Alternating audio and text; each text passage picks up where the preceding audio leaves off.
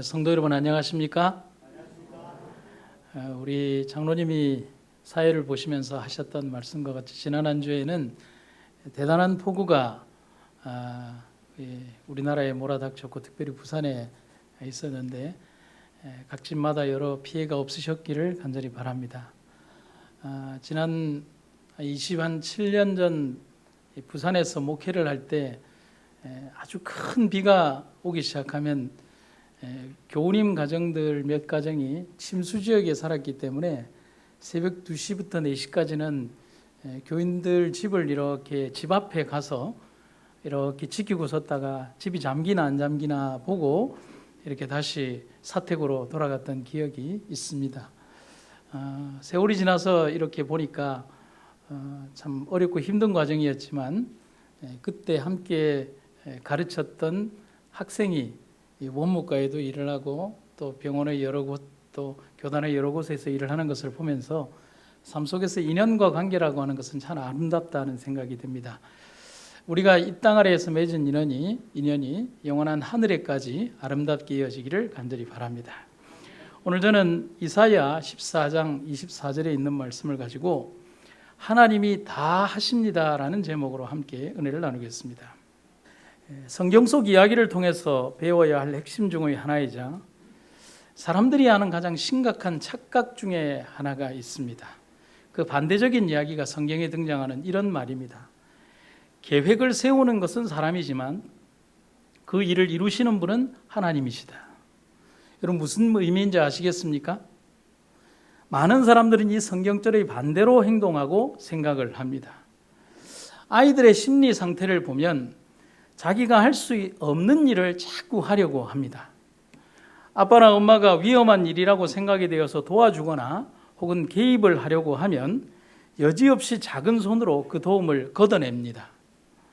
어차피 못하지만 아빠의 도움으로 그 일, 대단한 일도 아닙니다. 블럭을 쌓는다든지 반찬을 포크가 아닌 손으로 집어먹는다든지 그냥 어지럽힌다든지 우리들이 볼 때는 골치 아픈 일인데 자기들이 볼 때는 대단한 그 일들을 하는 그 정도의 일인데 개입을 못하게 자꾸 터치를 합니다. 또 그 일이 마무리되면 그 작은 얼굴에 자부심과 대단한 프라이드가 드러납니다. 누가 했다고 생각합니까? 지금 이 아이가 자기가 걸었다고 생각할까요? 아니면 아빠가 걷게 해줬다고 생각할까요? 지가 걸었다고 생각합니다. 그럼 아빠는 뭐라고 그럽니까? 그래, 네가 했다고 해라 라고 합니다. 아이가 성장하고 자라면서 세상에 대해서 배우고 지식을 습득하고 반복과 학습을 통해서 홀로 살아가는 법을 배우기까지 자연계와 사람은 스스로 생존하는 법을 터득하기까지 부모의 도움에 전적으로 의지해야 합니다. 하지만 끝없는 일탈에 대한 욕구와 자신이 할 수 있다는 무모한 도전이 엄청난 위험을 가져오기도 합니다. 그러나 스스로 할 수 있는 일이 없음을 깨닫는 것도 삶에서 뼈저리게 얻는 교훈이기도 합니다. 범죄한 아담과 하와에게 온 첫 번째 불행은 영광의 옷을 잃어버린 것이었습니다. 창세기 3장 7절에 보면 그들의 눈이 밝아져 자기들이 벗은 줄을 알게 되었다는 것은 그들을 두르고 있던 빛의 옷, 하나님의 영광의 옷이 죄로 인해서 사라졌음을 알려주는 슬픈 기록입니다. 그래서 그들은 무화과 나무 잎을 엮어 치마처럼 몸에 둘렀다라고 기록이 되어 있습니다. 이 두 부부는 인류 최초의 부부는 부끄러움을 가리기 위해서 옷을 만들어 입은 최초의 기록으로 등장을 합니다. 하지만 우리가 여기에서 주목해야 할 것은 그들이 만들어 입은 옷이 인류가 처음으로 만든 최초의 옷이라기보다는 그들의 벗은 몸을 가리고 지켜줄 옷이 되지 못한다는 것에 우리는 집중을 해야 합니다. 마치 제대로 된 것이 하나도 없는데 자신이 대단한 일을 했다고 착각하는 어린아이들처럼 착각에 빠진 그들을 위해 하나님이 친히 그들의 몸을 가리고 추위와 벌레를 막아주고 주변의 환경들로부터 그들을 지켜줄 든든한 옷을 만들어 입히십니다. 창세기 3장 21절에 여호와 하나님이 아담과 그의 아내를 위하여 가죽옷을 지어 입히시니라. 창세기 3장에서는 이렇게 극명하게 대비되는 두 장면이 등장을 하고 있습니다. 인간이 만든 나뭇잎 옷과 하나님이 만드신 가죽옷, 이 둘의 차이는 너무도 극명합니다. 이처럼 인간의 결과물은 형편이 없습니다. 우리는 범죄한 인류의 첫 시작으로부터, 물론 훨씬 오래전 영원으로부터의 시작입니다. 여러분 기억해야 합니다. 인류를 위한 모든 사업은 우리 손으로 이루는 것이 아니라 하나님이 하시는 일임을 겸손히 인정하고 우리는 배워야 합니다. 그것을 잃어버릴 때 인간은 교만하고 타락하게 되는 것입니다. 유대학자 마이모니데스가 쓴 저서에 보면 마신의 토라라고 하는 책에 보면 이런 의미심장한 글이 등장을 합니다.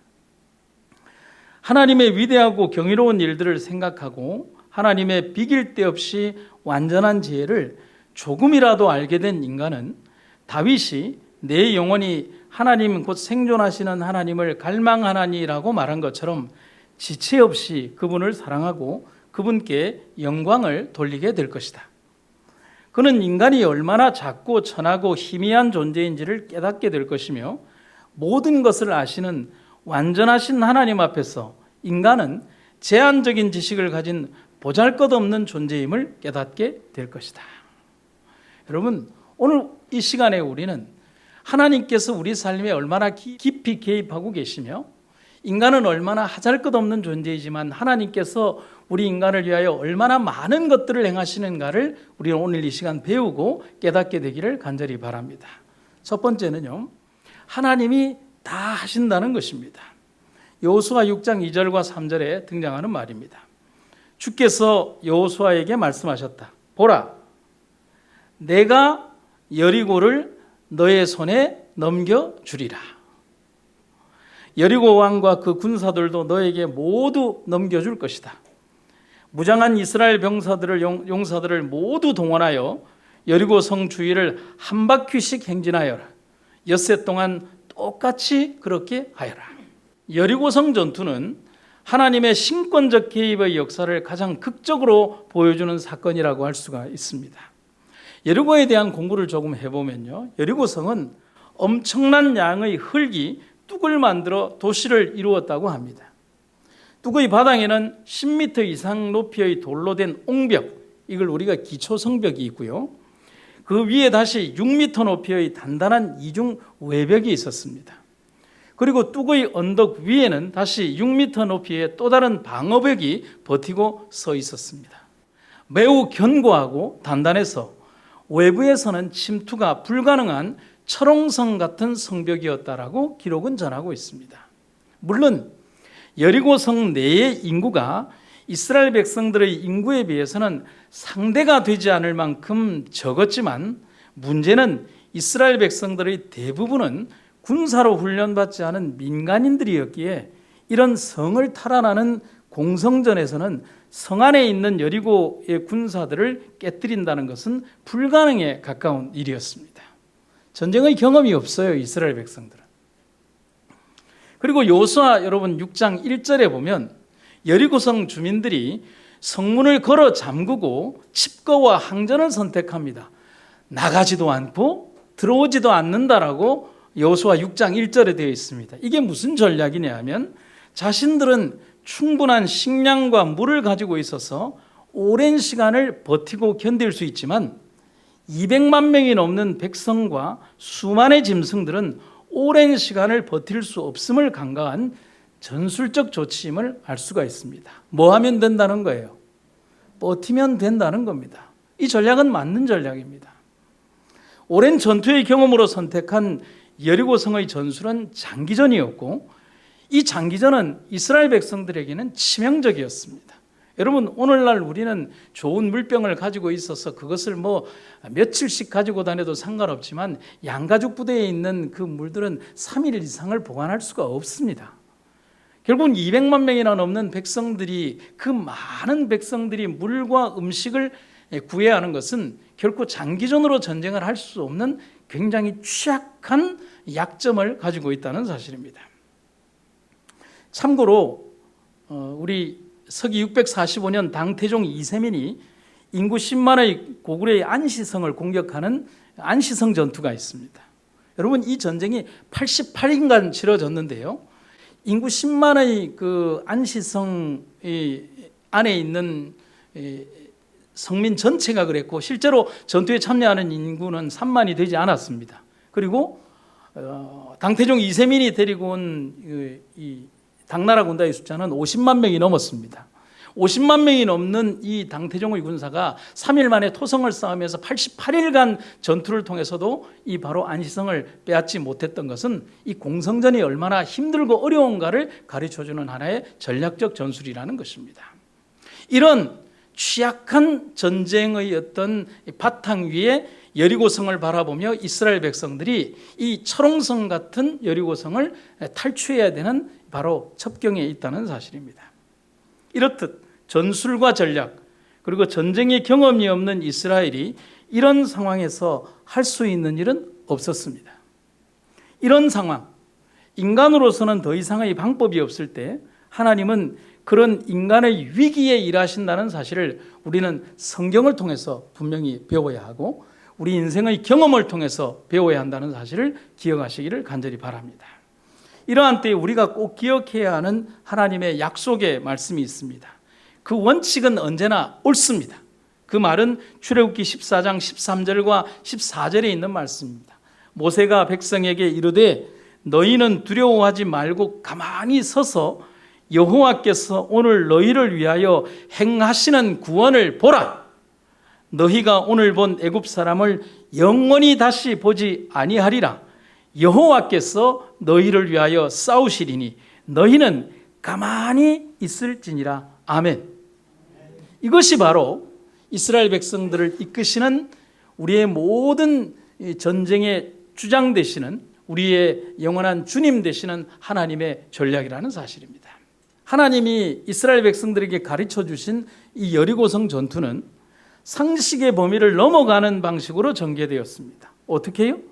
명령에 따라서 이스라엘 군사와 제사장들은 법궤를 앞세우고 나팔을 불면서 매일 한 번씩 여리고성을 돌았습니다. 딴 거 안 했어요. 그게 전부였습니다. 여러분, 적어도 이 정도의 전략을 하려고 하면 200만 명을 한 30개 정도로 나누어 가지고 하루에 한 7만 명씩 이렇게 땅굴을 파가지고 아래쪽으로 해서 여리고성 안으로 들어가는 전략을 세우든지 어떤 전술 전략이 있어야 하는데 그런 거 아무것도 없었습니다.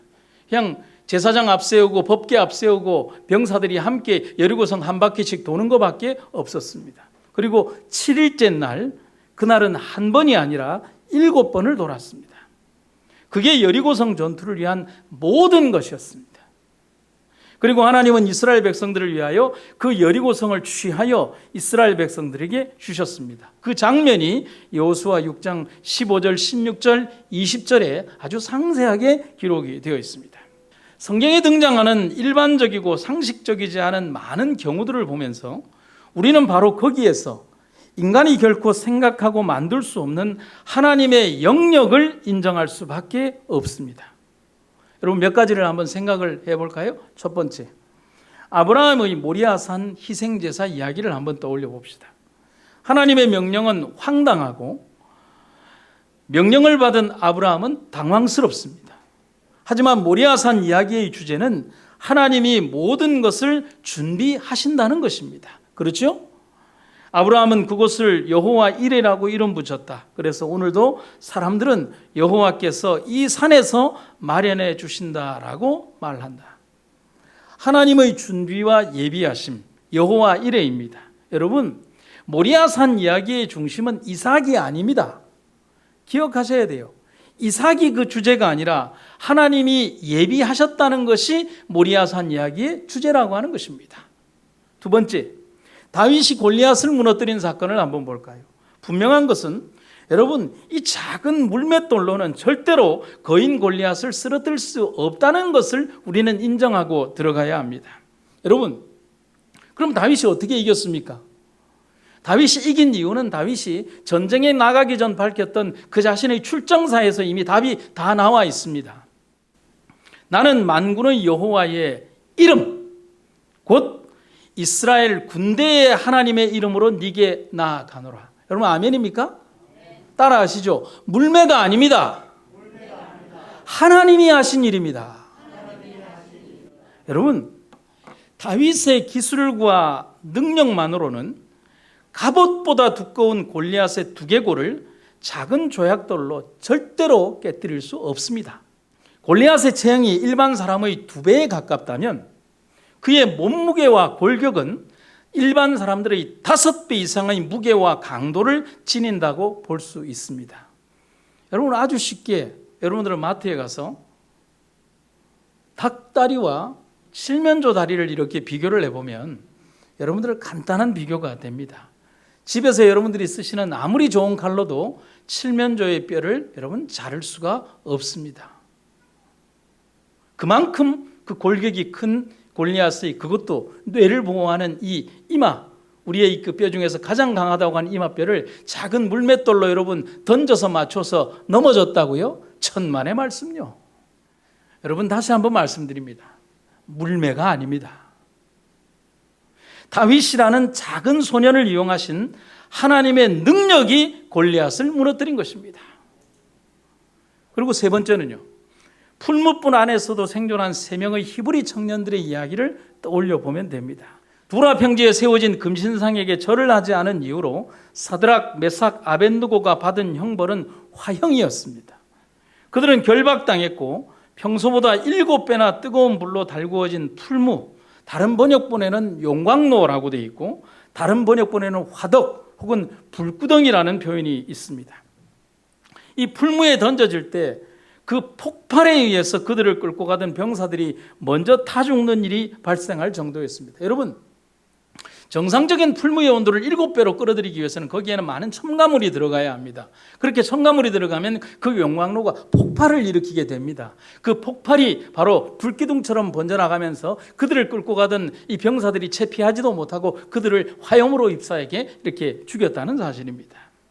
이게 다니엘 3장 22절에 나옵니다. 그런데 다니엘서는 3명의 청년의 죽음을 기록하고 있지 않습니다. 전혀 다른 장면이 성경에 등장을 합니다. 왕이 말했습니다.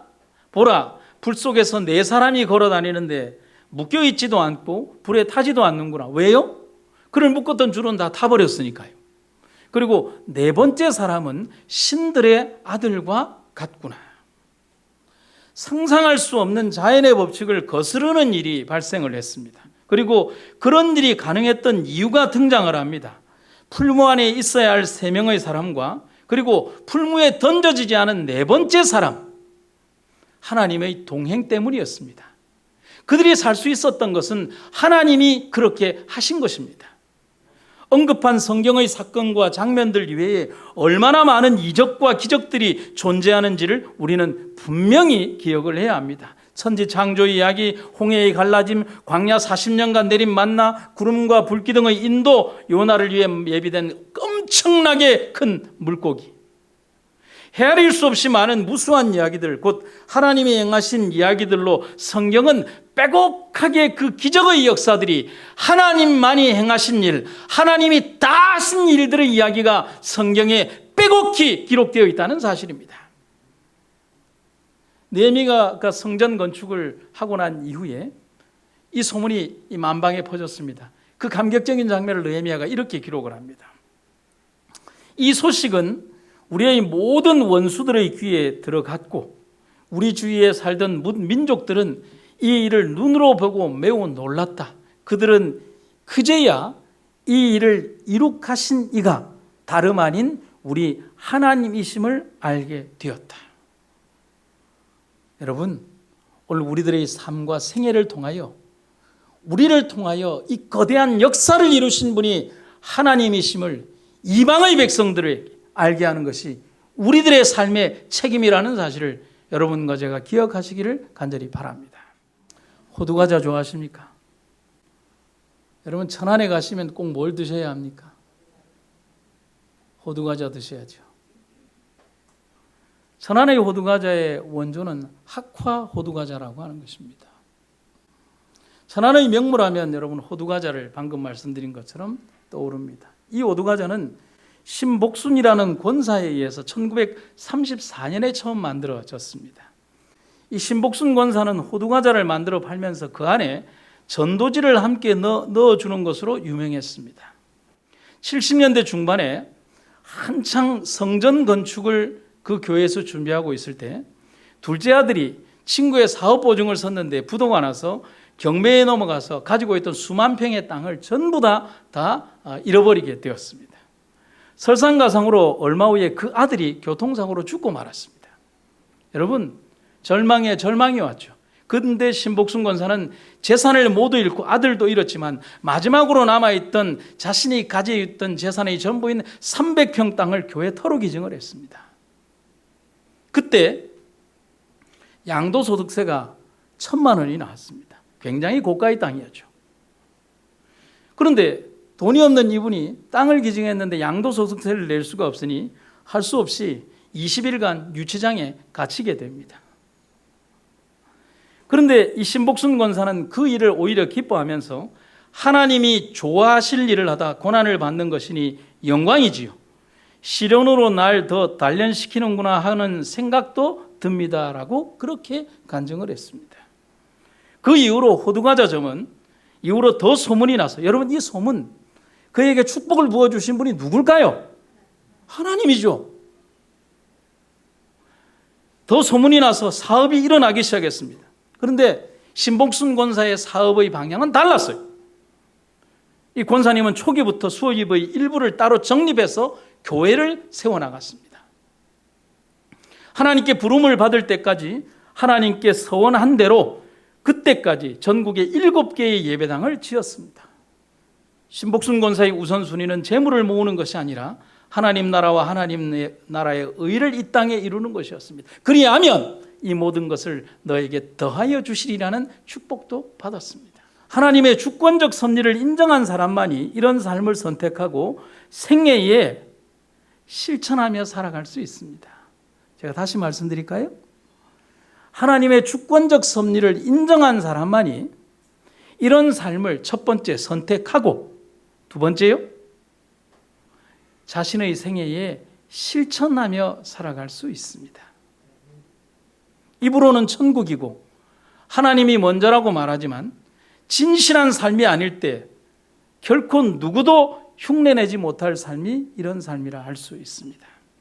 교회증언 5권에 있는 말씀입니다.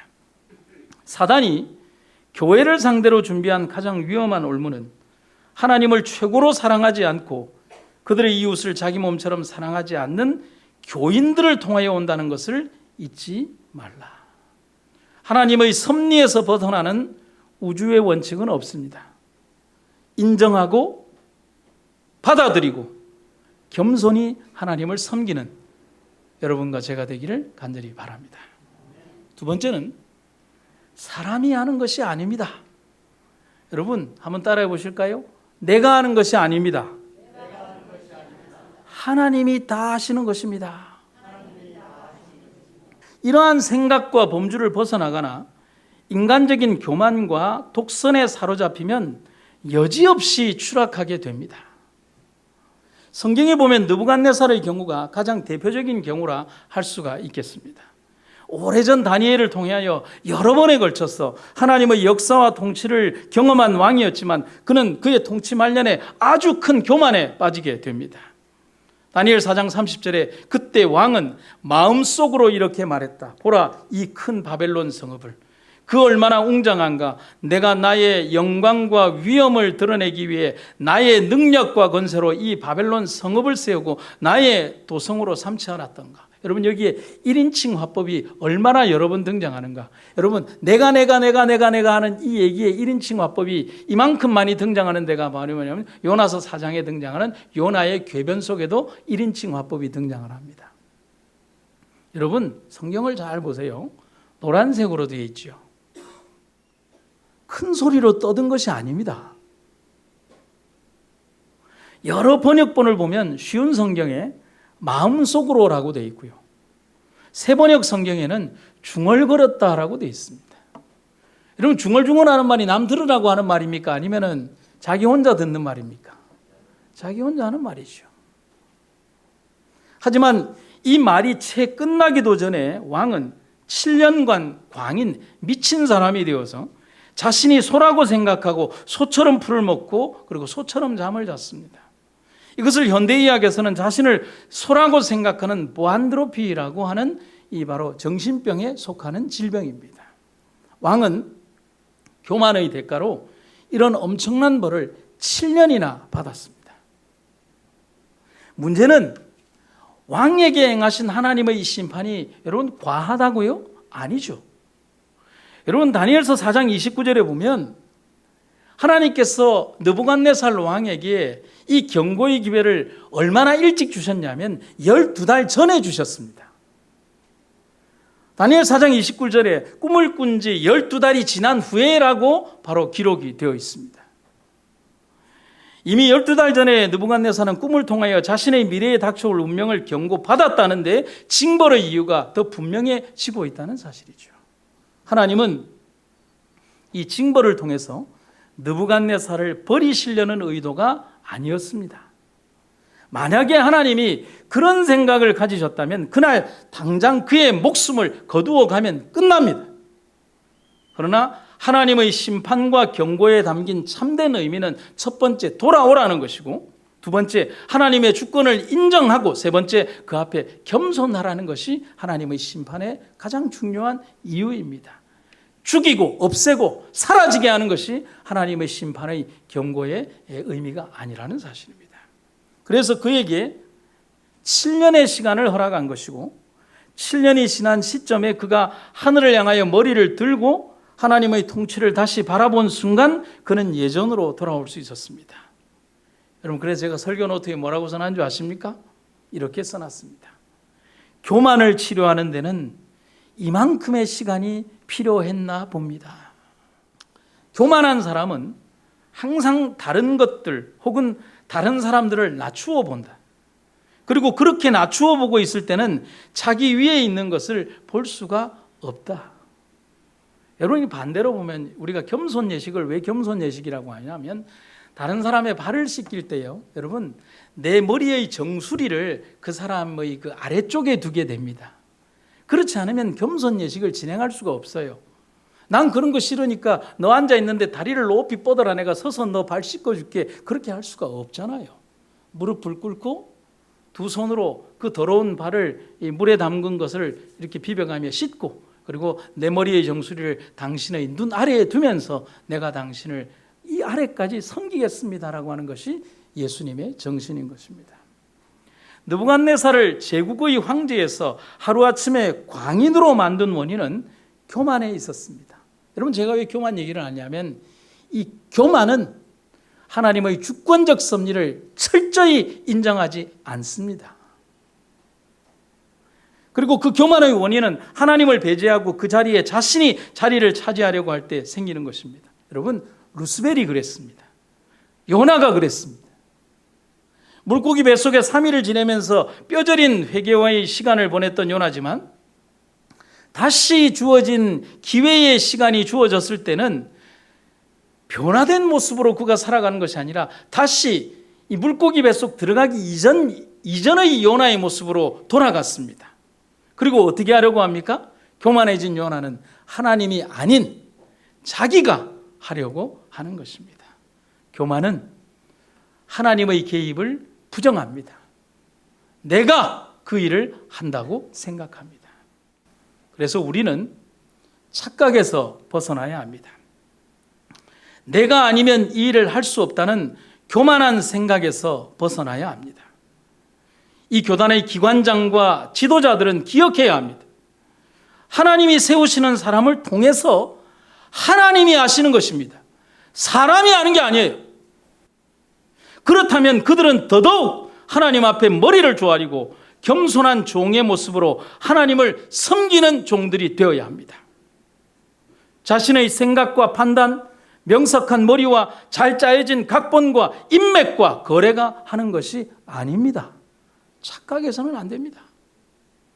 적어도 우리는 그런 판단과 생각을 잊어서는 안 됩니다. 적어도 동아대학병원이나 부산대학병원이나 혹은 다른 앞에나 다른 출판사의 건물이나 혹은 다른 뭐 어떤 삼육식품이 아닌 다른 어떤 형태의 건물이나 삼육대학이 아닌 어떤 다른 곳의 건물이나 혹은 이 기관의 지도자들이 아닌 다른 곳들과는 전혀 다른 섭리와 지배하심이 적어도 우리 기관과 우리 교회와 우리 합회와 우리 연합회에는 있어야 한다는 사실입니다. 하나님의 전권적인 섭리와 통치를 기억해야 한다는 사실입니다. 이엠 바운즈의 기도의 능력에서 저는 답을 한번 찾아봅니다. 오늘날 교회가 필요로 하는 것은 더 많은 기계나 더 좋은 기계도 아니요, 새로운 조직도 아니고 기발한 방법도 아니다. 교회가 필요로 하는 것은 성령이 쓰실 수 있는 사람, 즉 기도의 사람, 기도에 능한 사람이다. 성령은 방법을 통해서 흘러나오지 않고 사람을 통해서 역사하신다. 성령은 기계에 임하지 않고 사람에게 임한다. 성령은 기계에 기름 붓지 않고 사람에게, 그것도 기도의 사람에게 부어주신다. 아멘입니까? 바운즈 목사님이 말한 기도의 사람, 성령의 사람은 하나님의 주권적 역사를 인정하는 겸손한 사람을 말하는 것입니다. 환난과 고통과 궁핍이 임할 때 사람들은 정말 간절하게 하나님의 주권을 부르짖습니다. 하나님이 이번에 살려만 주시면, 하나님 이번에 도와만 주시면, 하나님 이번에 다시 한번 기회만 주시면 하나님을 위하여 이 모든 것들을 행하겠습니다라고 정말 가슴 깊은 절절한 기도를 하나님 앞에 드립니다. 시간이 지나죠. 환난이 평화로 바뀌고 고통이 즐거움으로 바뀌고 궁핍이 넘침으로 바뀔 때 사람들은 희한하게도 하나님 존재를 잊어버립니다. 탕자가 아버지의 돈과 금과 은을 가지고 먼 이국 땅에서 아버지의 돈으로 흥청망청 쓰고 있을 때 그는 아버지의 존재를 잊어버린 것과 똑같은 겁니다. 자기가 잘난 줄 압니다. 자기가 잘해서인 줄 압니다. 하지만 바울의 경고처럼 그런즉 선줄로 생각한 자는 넘어질까 조심하라는 고린도전서의 이 기별의 말을 간과해서는 절대로 안 됩니다. 여러분, 다시 한번 말씀드립니다. 하나님이 다 하십니다. 사람이 하는 일이 아닙니다. 사람이 한다고 교만에 빠져서는 더더욱 안 됩니다. 중세의 성자 성 어거스틴은 이런 얘기를 합니다. 우리 인생이 제일 먼저 정복당해 버린 것이 있다면 그것은 교만이다. 그리고 우리 인생이 마지막으로 예수 안에서 정복해야 할 것이 있다면 그것도 교만이다. 정말 이 말을 가슴에 사무치게 느끼게 됩니다. 오죽했으면 이 교만에 대해서 신학자 칼빈은, 하나님의 신학을 다루는 저명한 신학자 칼빈은 교만을 고칠 수 없는 병이라고 정의하고 있습니다. 스펄전 목사의 글입니다. 하나님이 다른 죄는 손가락으로 다루시지만 교만은 팔을 걷어붙이고 다루신다. 탐심에 대해서는 무서운 심판을 내리시지만 교만에 대해서는 10배나 더 무거운 심판을 내리신다. 이렇듯 교만이 무서운 이유는 교만은 우리 마음에서 하나님의 자리를 사라지게 하는 치명적 악이기 때문에 그렇습니다. 그러면서도 교만은 우리 마음속에 너무 잘 자리 잡고 죽지도 않고 오래오래 살아남습니다. 하나님이 모든 것의 주인이시며 모든 것을 하시는 분이시며 모든 것을 이루시는 분임을 우리는 인정하며 살아가야 합니다. 그래야만 우리는 치명적인 이 죄의 암세포를 내 마음에서 잘라내서 건강한 영혼을 소유하게 될 것입니다. 여러분, 우리가 영적으로 정말 건강하고 회복된 여러분과 제가 되기를 간절히 바랍니다. 여러분, 성경을 표현하는 단어인 이 정경이라는 말의 라틴어는 캐논입니다. 그런데 이 캐논의 뜻은 뭐냐면 잣대라는 말입니다. 측정한다는 뜻을 가지고 있습니다. 곧 하나님의 말씀이 모든 삶의 잣대가 된다는 말입니다. 그래서 시편 1편에서 말씀하고 있는 죄인은 어떤 사람을 말하고 있는가 하면 표준 없이 살아가는 사람을 죄인이라고 했습니다. 여기서 말하는 표준은 바로 하나님의 말씀입니다. 표준, 즉 하나님의 말씀의 목표를 잃어버리고 살아가는 사람은 결국 죄를 지을 수밖에 없는 것입니다. 그래서 하나님의 말씀이 표준인 것입니다. 우리들이 삶의 습관과 규례가 되어 우리의 품성으로 자리 잡을 수 있도록 교만을 치료하는 가장 완벽한 방법은 바로 말씀 안에 거하는 것임을 여러분과 제가 잊지 마시기를 간절히 바랍니다.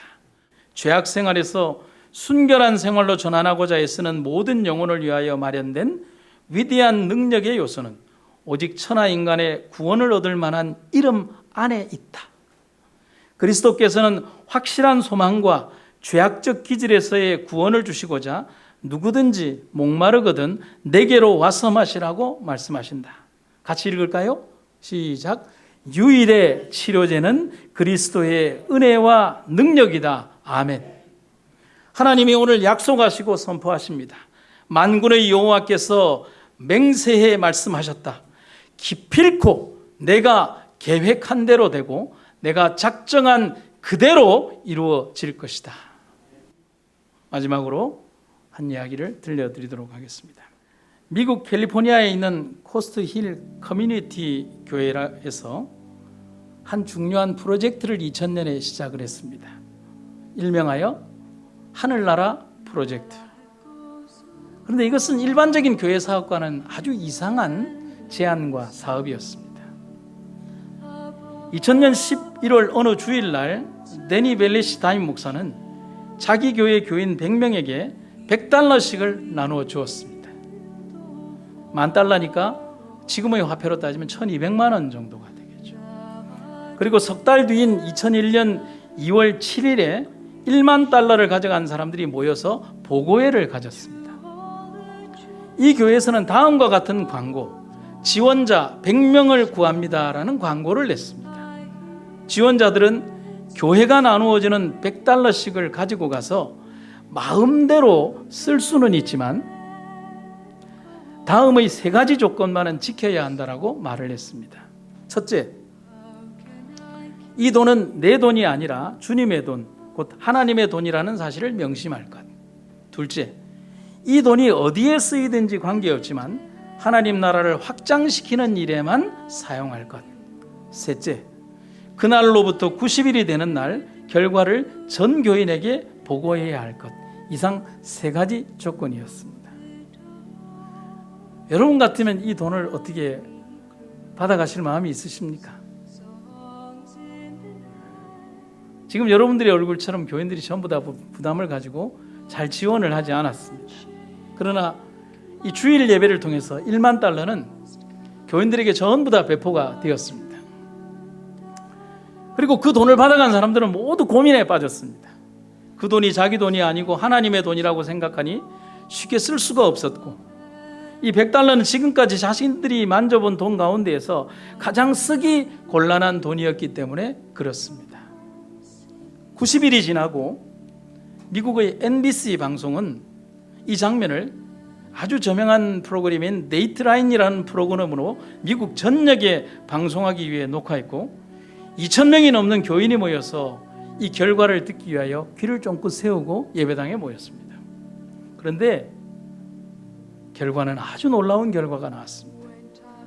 지원자들이 간증하는 동안 교회는 눈물바다를 이루었고 감동의 물결이 넘쳐났습니다. 그 $100들은 여러 곳에서 기적을 만들어낸 것입니다. 불치병 어린이 환자들에게 책을 읽어주는 일을 시작한 킴이라는 교인은 창고에 하나 가득 아동 도서를 모으게 되었고, 어떤 이는 노숙자에게 담요를 사다 주었고, 가난한 사람들에게 먹을 것을 사주는 데 사용되기도 했고, 어떤 $100는 예수라는 영화를 상영하는 일에 쓰였고, 그리고 10명의 친구들이 이 프로젝트에 동참하면서 그 $100의 금액은 $6,000로 불어났습니다. 아기를 유산하거나 어린아기를 잃은 가정에 꽃을 보내는데 사용되기도 했습니다. 어떤 사람의 $100은 미혼모의 보조금으로 혹은 교도소 사역을 위한 헌금으로, 멕시코의 무주택자를 위한 주택기금으로, 중국의 신학생을 위한 장학금으로 쓰이기도 했으며, 어떤 사람에게 간 100달러는 90일 만에 1만 3천 불이 되어 돌아왔습니다. 130배가 되었습니다. 결국 소비된 1만 달러는 미국 전역과 전 세계 25만 명이 넘는 사람들에게 직간접에 영향을 미쳤고 90일이 지난 후에는 15만 달러가 넘는 돈으로 이 돈은 오히려 불어났습니다. 그보다 더 이 프로젝트에 참가한 사람들이 공통적으로 느낀 것이 세 가지가 있습니다. 첫째, 처음에는 교회에서 받은 100달러가 다만 하나님의 돈인 줄 알았는데 차츰차츰 자기들의 모은 돈, 자신의 재능과 시간까지 전부가 하나님 것임을 알게 되었고 자신이 그분의 돈을 관리하는 청직이라는 사실을 깨닫게 되었습니다.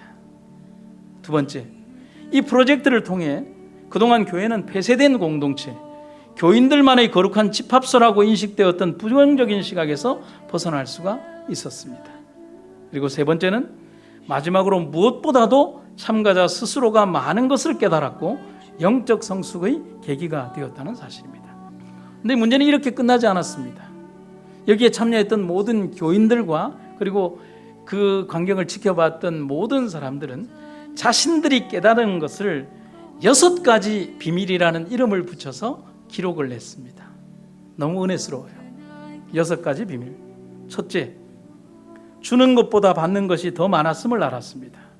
둘째, 하나님이 우리의 기도에 응답하신다는 것을 알게 되었습니다. 셋째, 모든 것이 다 하나님의 것임을 발견했습니다. 넷째, 적은 돈으로도 큰 일을 할 수 있는 것을 알았습니다. 다섯째, 섬길 기회는 우리 주변에 매일 있다는 것도 알았습니다. 여섯째, 우리 인생에서 참으로 중요한 것이 무엇인지를 배우게 되었습니다. 여러분, 결코 많지 않은 돈 100달러입니다. 우리 돈으로 약 12만 원. 그 하나님의 돈을 쓰는 훈련을 통해서 그들은 너무나 생에 값진 것을 얻게 되었습니다. 여러분, 이 기적의 이유를 여러분 아시겠습니까? 이 기적의 이유를 아시겠습니까? 하나님이 하셨기 때문입니다. 우리도 그래야 합니다. 여러분, 우리에게 얼마나 많은 시간이 남아있을지 모릅니다. 하지만 그 삶의 시간들을 하나님으로 가득 채워나가기를 간절히 바랍니다. 그대의 마음을 하나님께 대한 영광스러운 생각으로 가득 채우라. 그대의 생애를 보이지 않는 끈으로 예수의 생애와 연결시켜라. 빌립보 4장 19절, 나의 하나님이 그리스도 예수 안에서 영광 가운데 그 풍성한 대로 너희 모든 쓸 것을 채우시리라. 아멘. 여러분, 살아온 내 삶의 모든 것을 하나님이 다 하셨다면 내가 살아갈 미지의 내일은 결코 두렵지 않을 것입니다. 나는 내 인생의 키를 주님께 드렸기에 절대로 목표를 잃어버리지 않을 것입니다. 그리고 분명코 소망의 항구에 이를 것을 믿습니다. 그것이 우리의 정해진 내일임을 잊지 마시기를 간절히 바랍니다. 말씀을 마치겠습니다. 우리가 살아가는 이 세상의 마지막이 다가오고 있습니다. 혼란과 환란이 다가오는 지금의 시점에서 우리의 삶을 더욱더 조명하고 확실하게 하여 주님을 바라보는 삶을 잊지 않도록 도와주시옵소서. 우리의 내일은 두렵지 않을 것입니다. 우리의 주님께서 어제의 모습처럼 또 오늘의 모습처럼 언제나 지키시고 인도할 것임을 우리가 믿기 때문입니다. 사랑하는 주님이여, 하나님의 귀하고 아름다운 은혜가 함께하는 귀한 한날들이 되게 하시며 성도들 가정마다 주님의 놀랍고 아름다운 은혜가 임하도록 도와주시옵소서. 질병으로 고통받는 주의 백성들에게 눈물과 탄원과 그 기도에 함께하여 주시며 치유와 회복이라는 귀한 선물을 허락하는 안식일이 되게 하여 주시옵소서. 또한 주께 기도하는 주의 백성들의 그 기도가 하나님의 거룩한 지성소의 보좌에 이르러서 하나님의 보좌를 울리고 응답이라는 귀한 선물을 받는 귀한 안식일이 되게 하여 주시옵소서. 오늘도 살아계셔서 우리와 함께 하시는 주님의 놀랍고 아름다운 은혜가 이 교회를 이끄시기를 간절히 구하며 예수님 이름으로 기도드립니다.